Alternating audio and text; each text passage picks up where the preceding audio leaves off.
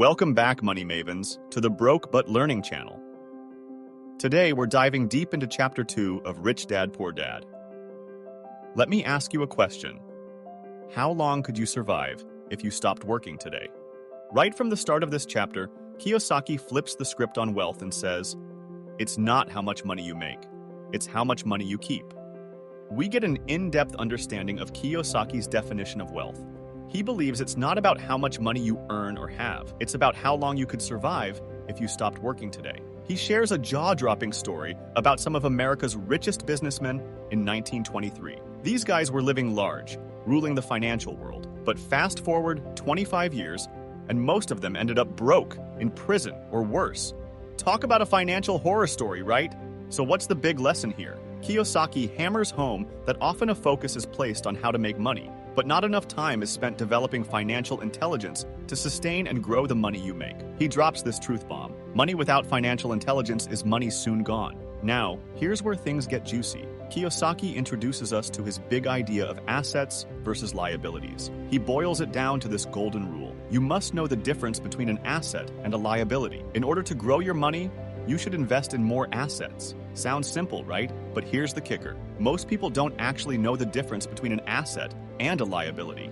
Kiyosaki hits us with this mind-bender. Rich people acquire assets. The poor and middle class acquire liabilities that they think are assets. Diagrammatically, he further displays how cash flows differently for the rich, the poor, and the middle class. And it's a shocking reality. The biggest jaw-dropper was when he challenged one of the sacred cows out there, home ownership. Kiyosaki argues that for many people, their house is actually a liability, not an asset. I know, it sounds counterintuitive, but his explanation will have you looking at your mortgage in a whole new light. He questions homeownership by arguing that ongoing expenses like maintenance and taxes, the opportunity cost of tying up capital, the misleading perception of wealth from home equity in fluctuating markets, and the difficulty of quickly converting a home into cash make homes liabilities rather than assets for many people.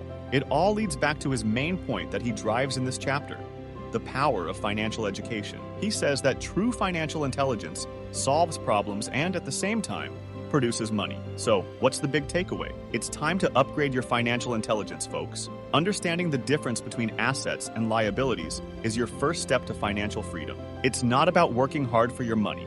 It's about making your money work hard for you. Remember this golden nugget from Kiyosaki. An asset puts money in my pocket. A liability takes money out of my pocket. It's that simple, and yet that profound. Start looking at everything in your life through this lens and watch your financial perspective transform. So there you have it, Money Mavens. Chapter 2 of Rich Dad, Poor Dad. Are you ready to start building your asset column? Are you fired up to boost your financial IQ? It's time to take control of your financial future. But wait, we're not done yet. If you found this summary eye-opening and valuable, don't keep it to yourself. Smash that like button and hit subscribe. Why? Because financial literacy is a game changer, and we want to spread this knowledge far and wide. By subscribing, you're not just helping yourself, you're helping us reach more people who need this information. And hey, drop a comment below with your biggest takeaway. Let's get a conversation going and learn from each other.